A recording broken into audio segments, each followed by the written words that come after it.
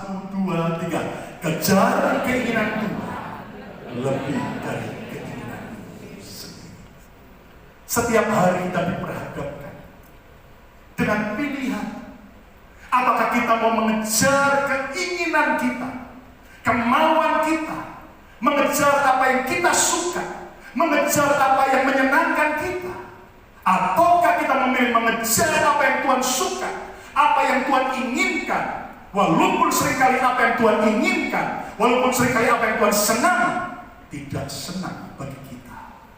Tapi hari ini, supaya kita tidak dihancurkan oleh monster keinginan, mulai berkata pada Tuhan, Bapa, bukan kehendakku yang jadi, tapi kehendakmu yang jadi. Tepuk tangan yang beriman.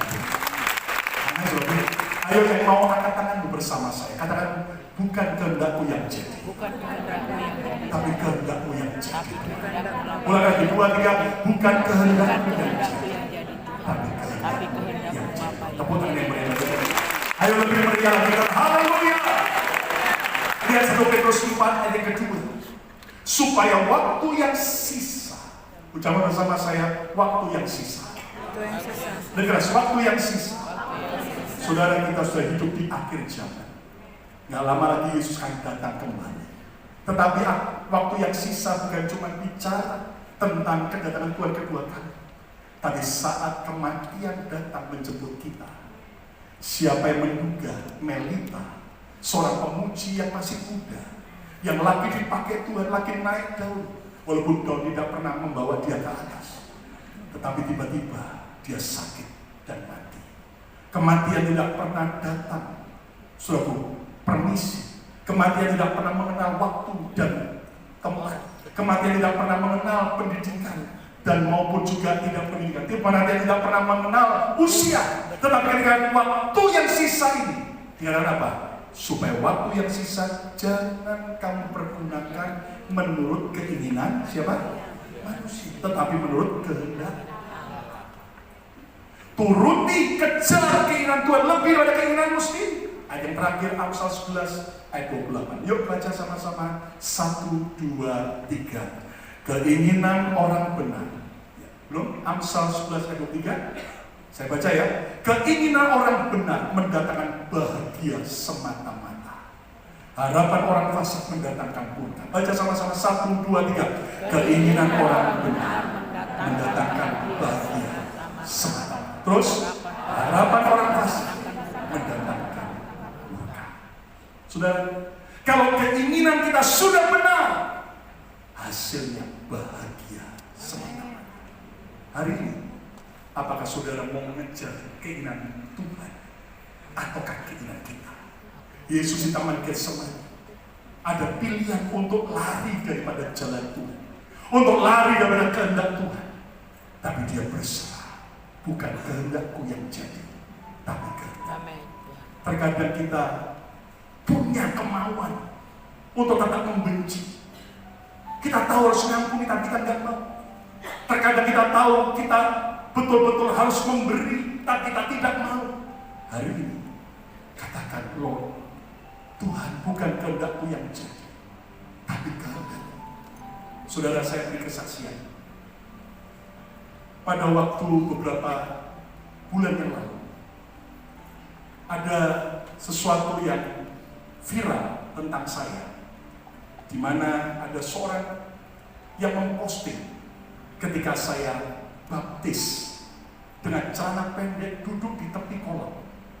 Lalu ada seorang ibu yang saya baptis dalam nama Bapa, Putra, Roh Kudus.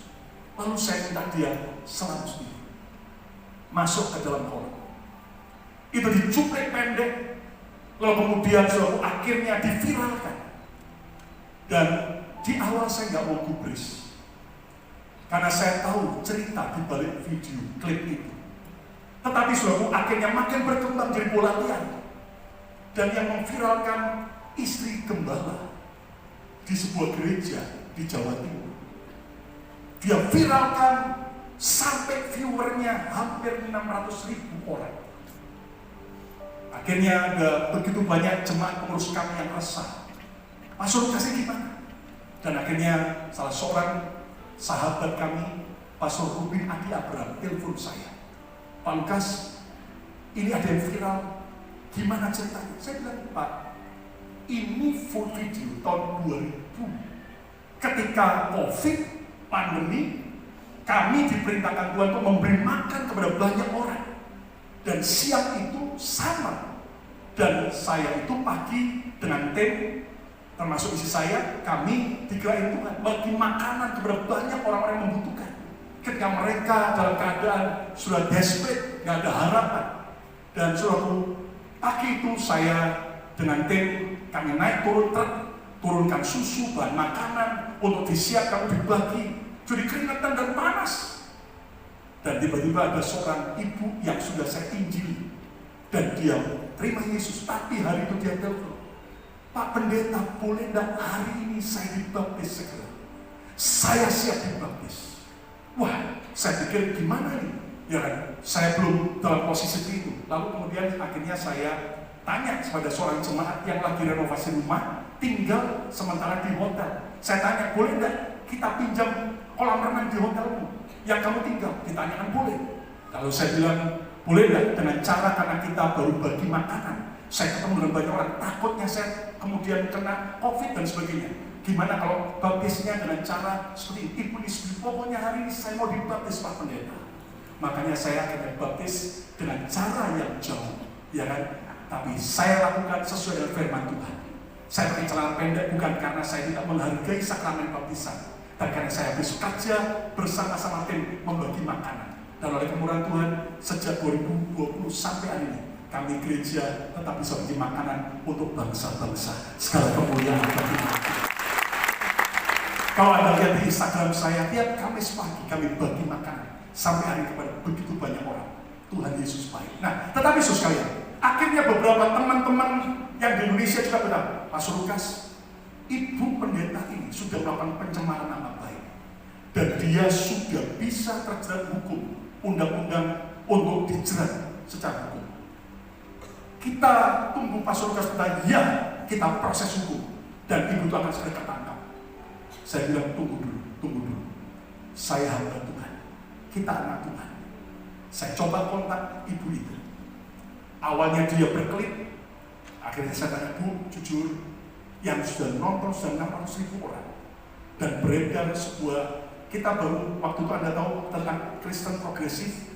Nah, lagi liar tentang ajaran yang palsu itu, akhirnya muncul kayak begini, dianggap ini ajaran palsu baru lagi. Dan Anda tahu, akhirnya ibu ini minta maaf dan dia hapus postingan itu. Lalu teman-teman tanya, gimana kita proses? Stop. Dia udah minta maaf, dia sudah hapus. Kita anak Tuhan, lah harus ikuti kehendak Tuhan. Kita harus mengampuni dan berdamai. Dan ketika saya lepaskan pengampunan, sejak itu sampai hari ini, saya lihat Tuhan terus melihara kami.